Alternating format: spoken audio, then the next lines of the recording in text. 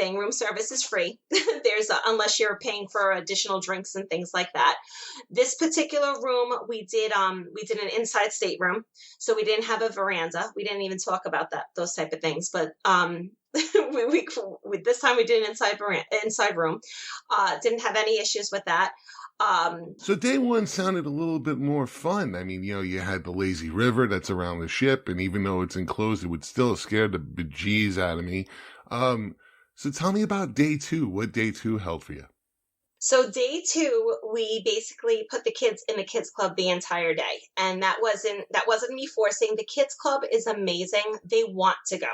You actually have to try to pull kids out of the kids club because there's so many activities. The kids club for my kids are 6 and 9. So they're in Oceaneers Club and Oceaneers Lab. That's for ages 3 to 12.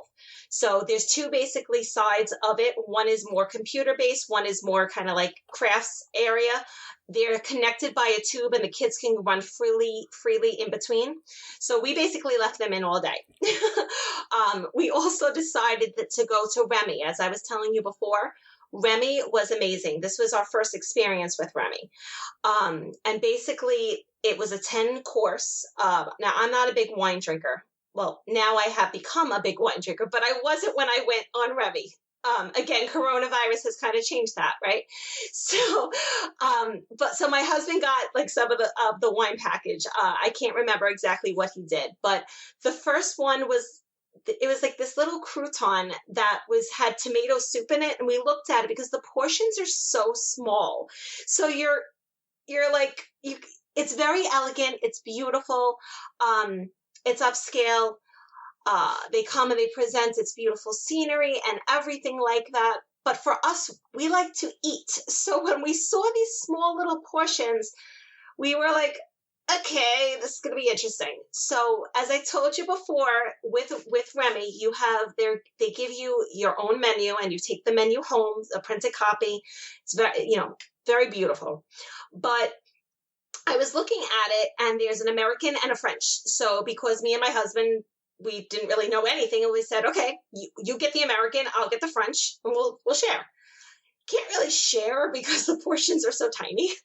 We did, but just it's not really meant to be shared. So the first one was this tomato soup, which was unbelievable.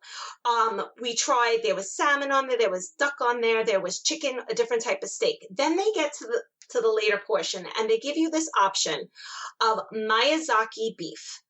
I have never heard of Miyazaki beef. I don't know if you have. Nor have I. I have not, no. I still don't know technically what it is, but it was the most amazing thing I've ever had in my life. I'm going to warn you, and let's warn our listeners here. 2 ounces is $55. 4 ounces is $100. So we did try it, but it's not something that you know what? I don't know who the viewers are out there. Maybe you can indulge. We got one portion of it. The most amazing thing ever. Even the bread section before and after, and they come to, cleanse your palate in between. Amazing experience. Now, this is meant to be there for 3 to 4 hours, but we are New Yorkers. We do everything fast. We were out of there in 2.5 hours, which is not, I'm just telling you right now, they kept saying, slow down, calm down. I'm like, I have kids at the kids club. I have to check on that. I'm thinking like, no, I have to worry about what's going on. They're like, relax. It's okay. Enjoy your drink. And I'm like, I love it, but I don't know how, it's not something I would do. Palo is a little bit more my speed. So we did Remy. Now, the only issue with trying these Palo and these Remy's, the dinner portions, you have to kind of pick and choose what you're going to do with your dinner rotation. So for example, we do this first and second seating. For second seating, I could have had Remy during second seating and not fed the kids at all and just gotten the kids something else. I mean, there's food all over the ship. It's not an issue. But we decided to do it the other way. We actually staggered and did our Remy reservation during first seating and then went again to dinner with the kids for them to eat. And I think we had like a little bit of a dessert. So as much as I complained or said there wasn't a lot of food for Remy, the portions were small. We weren't really that hungry to have that dinner 3 hours later. So, take that with a grain of salt. Let me ask you this before you go on. Were they sticklers about first seating, second seating? So in other words, if I had second seating, but I was hungry, can I go into the first seating? Were they that stickler about it? Okay, yes. So let me address that first. So when you book your cruise, there is a drop down and there's a section that you are either geared for first seating or second seating. You do not have the luxury to go in between those two seatings. Now, having said that, if you are hungry, there will never be a shortage of food. The entire up deck, the top deck has food everywhere. You can always do room service. But the way that it works is that everyone at first seating, while they're eating, there is a show going on that theoretically the people from second seating would be going to. Then it flips. So anyone that would be in second seating and is eating, the first set is eating. You have to remember that if you wanted food during first seating, there's somebody sitting in your seat. There's no place for you to physically go, because there's only 3 dining things. It's not like other cruise lines where you can pick option A, option B, option C. There's always somebody in that spot when food is being served. So you're either in second seating or you're in first seating. We're big fans of second seating because we're late owls. Second seating is at 8:15. First seating is at 5:30. Yeah, because the recent cruise I was on during the shows, they all in the programs, they said, first seating or first show is at X time, second show is at X time. And a lot of people I saw were mix and matching. So if they couldn't catch one show at one point during the cruise, they would catch it the next point at the later end, which really wasn't, that I saw from the staff and from the staff who put the cruise together, wasn't really a big deal. Because there was a lot to do on it. And I can imagine the same could be said for Disney Cruise Lines, where there is a lot to do. So you may skip inadvertently, missing the mind. You may skip something not on purpose and then hope to catch it later on during your cruise. Yeah. So let me just touch on that for a second. So everything with Disney Cruise Line, and I can't speak to other cruise lines because I haven't been on them, but there is an internal system basically with your phone, which is a chat feature and also updates around the ship. So things that can pull you away from either your dinner or from the shows could be character meet and greets. It could be something going on in the bar. It could be a special activity that's going on in the kids club. It could be one of the shows up on by the pool deck. So there's always things that are going to pull people away. The thing that people might not realize about Disney Cruise Line, with the exception of the comedy acts. So in other words, the regular shows that are showcased, there's Disney Dreams, there's Disney Believe, there's Disney Aladdin, the Beauty and the Beast show, Rapunzel. Like it all depends on which cruise you're actually on. But those Broadway style shows that you quote unquote would be missing also replay in your stateroom on the TV that night. So if you're supposed to be seeing Cinderella's Twice Charmed, there is a recording that you can watch that night only later on. So you're not necessarily missing it, so to speak. Do understand that no, it is not the same recording that happened at 5 o'clock. They're not recording every single show and then, oh, I saw that person. I mean, you can tell your kids that, but no, it is a pre-recording because that would be crazy for Disney. They don't pipe that in, but it is available for them to. It's essentially the same thing. The actors or actresses might change, but you're able to see that show. So that's something that even for half the kids, my kids are night owls. I know I have a good friend, Mandy, her kids are not. They might come and look at and go to the show and fall asleep during the show. Or she might want to go back, to the room and be able to, relax with her veranda. And maybe that's when they watch it. There's all different opportunities for different types of families because we all vacation and we all have different time frames. So that's an option for them. That's a nice thing. That's a nice thing they do. I mean, it's a great option for them. It's inclusive.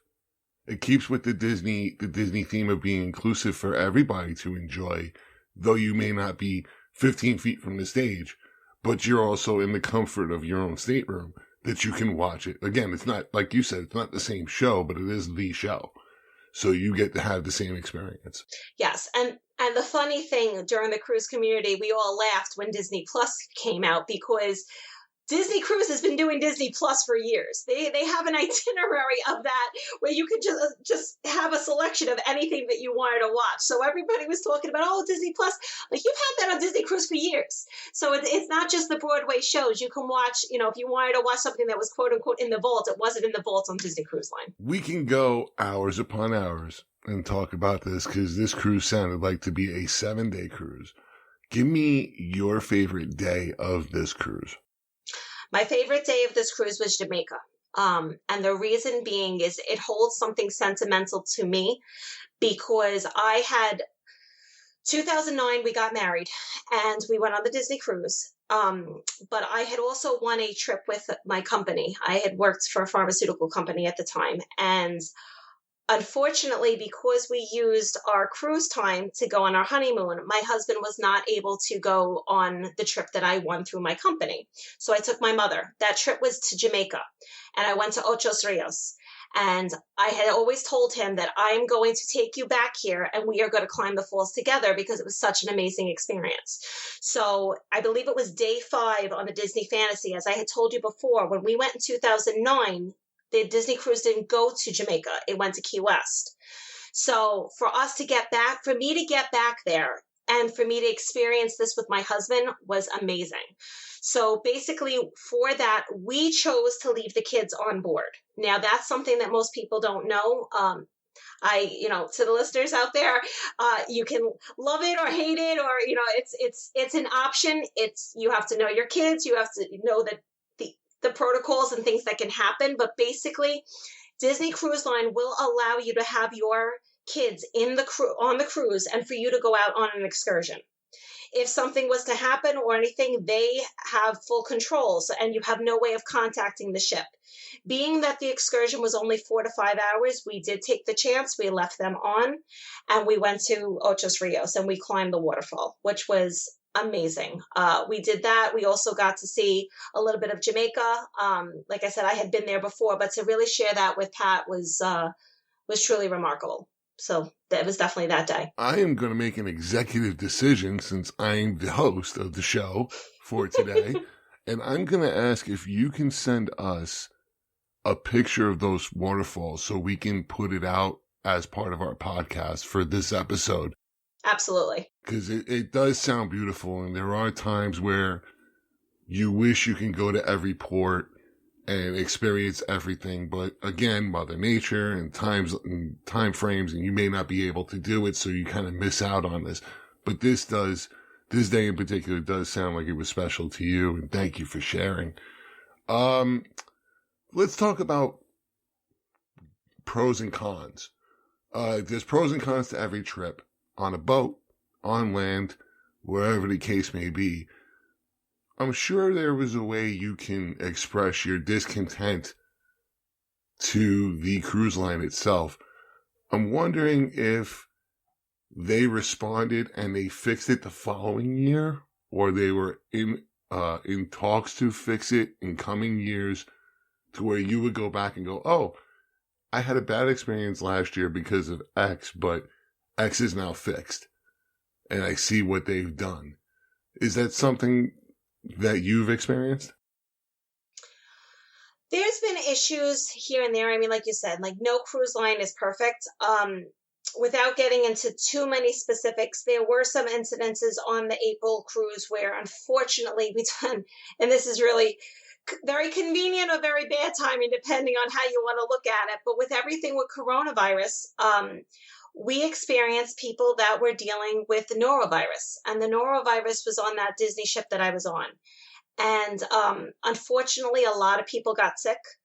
I know Disney Cruise Line did their best to handle, the situation that was being held, but there was a portion of time where bathrooms were closed. There was people sick in many places, and the communication could have been better.